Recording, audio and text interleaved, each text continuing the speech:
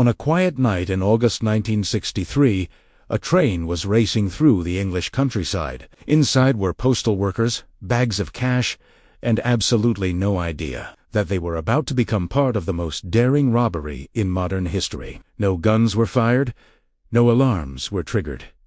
No one saw it coming. By morning, over £2.6 million was gone, and the criminals had vanished into the dark. This is the true story of the greatest train robbery of all time. In the early 1960s, Britain still transported massive amounts of money by train. Every night, a Royal Mail train traveled from Glasgow to London, carrying cash from banks all across the country. It was a routine operation. Predictable and dangerously outdated. The train carried no armed guards, just a small crew of postal workers sorting money as the train moved through the night. To a group of experienced criminals, this wasn't just a train. It was a moving vault, practically begging to be opened. For months, they studied the routes, the schedules, and the operational weak points. They knew exactly where to strike, and exactly when. Their target wasn't just a train, it was a system, and they were about to exploit it perfectly. The robbers didn't want chaos. They wanted control. Instead of a messy confrontation at a station, they decided to stop the train in the middle of nowhere, where they would be completely isolated. Their plan was disturbingly clever. They tampered with a railway signal along the track, switching its light from green to red. As the train driver approached, he saw the stop signal and did what any driver would do.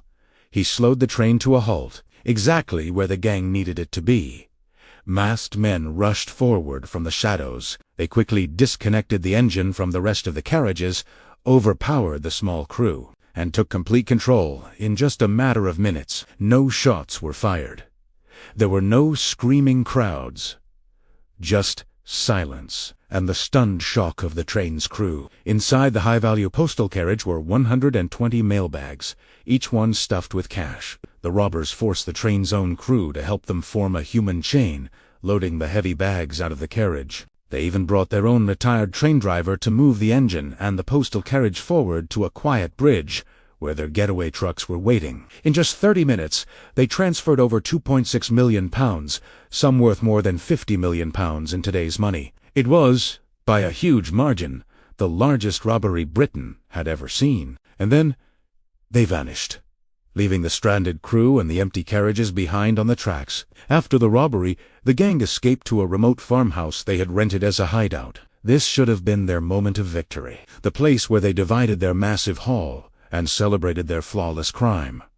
Instead, it became their downfall. They stayed too long, becoming complacent. They played board games, using the stolen money for stakes. One member of the gang even joked that they were untouchable, believing they had gotten away with it completely. But fingerprints don't disappear just because criminals feel confident. Police eventually got a tip about the farmhouse and raided it. What they found inside was a treasure trove of physical evidence. Fingerprints were everywhere on the board game, on a bottle of ketchup, on the banknotes themselves. The perfect crime had just started to unravel. Britain launched one of the largest manhunts in its history. The discovery at the farmhouse gave investigators the clues they needed to start identifying the gang members. Most of them were arrested within a few months. Their trials became a national sensation, and the sentences were severe. Many of the key robbers were given 30 years in prison, a punishment unheard of for robbery at the time. But a few of them escaped the net. One of the most famous robbers fled overseas and lived freely for decades